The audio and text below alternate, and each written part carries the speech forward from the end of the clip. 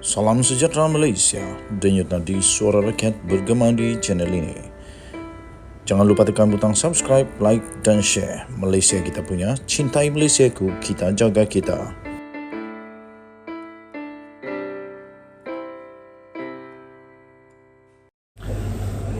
Salam sejahtera Malaysia, denyut nadi suara rakyat bergema di channel ini. Tuan-tuan dan puan yang dihormati sekalian, sebelum saya mulakan, saya ingin ucapkan bilion terima kasih kepada semua yang sudah tekan butang subscribe, like dan share video-video berita-berita di dalam channel ini.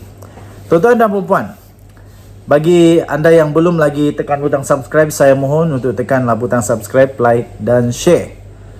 Rupa-rupanya yang berlaku di luar mahkamah ketika Najib Razak membuat permohonan terakhirnya di Mahkamah Persekutuan untuk semakan, rupa-rupanya ada yang berlaku. Tapi rupanya sebelum itu, rupanya ini bukanlah yang terakhir.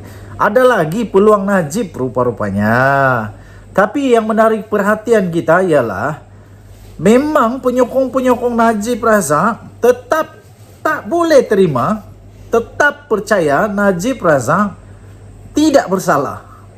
Walaupun sampai begini sekali, Mahkamah Persekutuan dah sahkan, Mahkamah Tinggi, Mahkamah Rayuan, Mahkamah Persekutuan, kemudian semakan semula kalah lagi.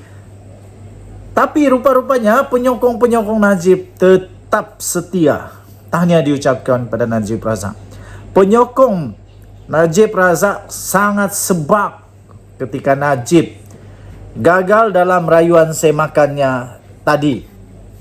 Kira-kira lebih kurang 100 penyokong Najib Razak yang berkumpul di pekarangan Istana Kehakiman hari ini kecewa apabila Mahkamah Persekutuan menolak permohonan bekas Perdana Menteri itu untuk menyemak semula sabitan dan hukuman penjara yang disabitkan kepadanya.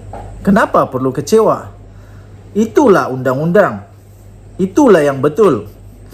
Sepatutnya kita haruslah berasa gembira apabila keadilan dapat ditegakkan, bukan berasa kecewa.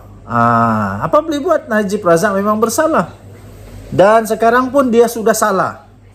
Majoriti 4-1. Dulu majoriti 1-0 Mahkamah Tinggi, Mahkamah Rayuan 3-0, Mahkamah Persekutuan 5-0, semakan semula 4-1, tetap kalah. Penyokong-penyokong Najib ini berkampung di Putrajaya seawal pada jam 7.30 pagi tadi lagi untuk menunjukkan sokongan dan solidariti mereka pada Najib sambil melaungkan slogan "Bebas bosku" dan "Keadilan untuk bosku". Inilah keadilan untuk bosku. Sudah didapati memang dia bersalah. So, semua bukti, semua forensik kewangan, semua saksi sudah disiasat, laporan sudah selesai, dan masih didapati Najib Razak bersalah.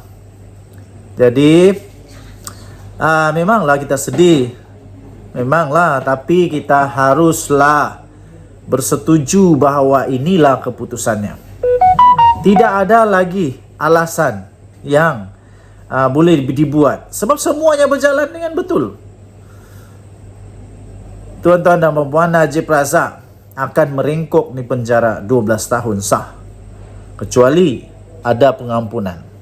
Beberapa penyokong, khususnya wanita, dilihat begitu sebab sambil menangis ketika mengetahui keputusan hakim.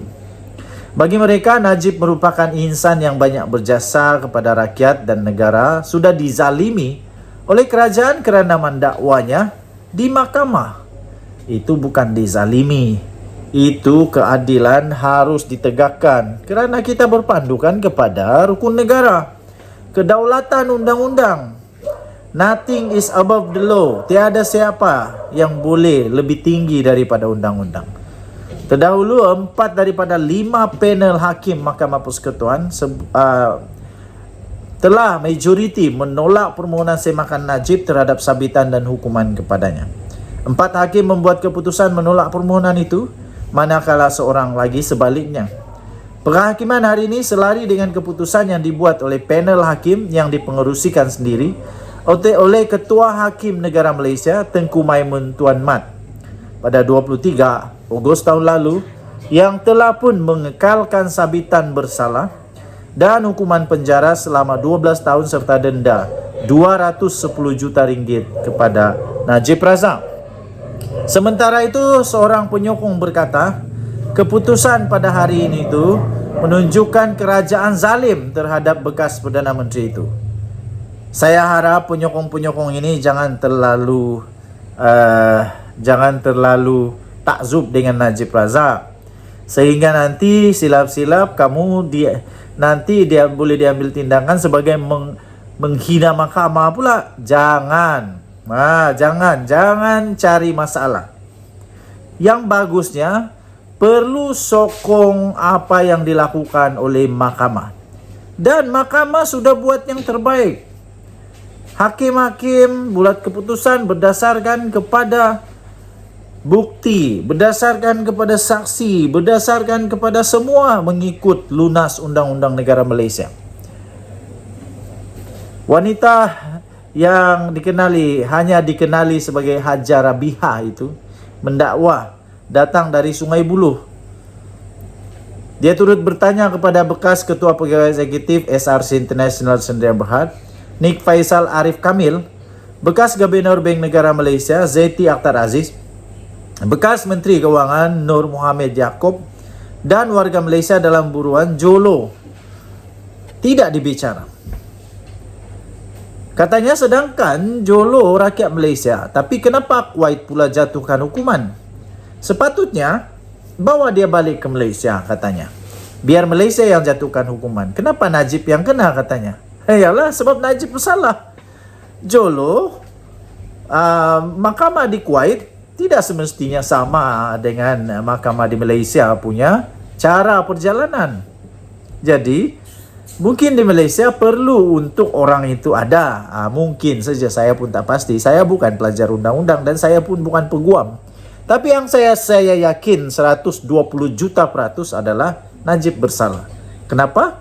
Kerana telah pun dijatuhkan hukuman oleh Mahkamah Persekutuan. Bukan dijatuhkan hukuman, dikekalkan hukuman. Kecuali tiba-tiba dia pula didapati tidak bersalah, entah macam mana nanti, mungkin. Jadi saya pun okeylah, terimalah. Jadi kepada semua penyokong Najib, terima sajalah keadaan dengan baik. Dia turut mempersoalkan juga mengapa Peguam Negara masih tidak mendedahkan kepada umum siasatan terhadap Hakim Nazlan Mahkamah Rayuan Muhammad Ghazali. Katanya, jadi kami hadir pada hari ini semata-mata mahukan keadilan dan kebenaran kepada Najib. Mau apa lagi? Sudah pun ditunjuk. Katanya, pada kami tetap bangga bahawa Najib ini tetap Perdana Menteri kami dan tiada lain yang terbaik selain Perdana Menteri daripada Najib Razak, katanya. Pasukan Peguam Bela Najib juga sebelum ini mendakwa Nazlan mempunyai konflik kepentingan dalam kes 1MDB. Muhammad Nazlan adalah merupakan hakim Mahkamah Tinggi Kuala Lumpur yang telah mensabitkan kesalahan rasuah, salah guna kuasa dan pengubahan wang haram pada tahun 2020 yang lalu. Kita jumpa lagi. Tahniah diucapkan kepada Badan Kehakiman Negara Malaysia. Bye-bye.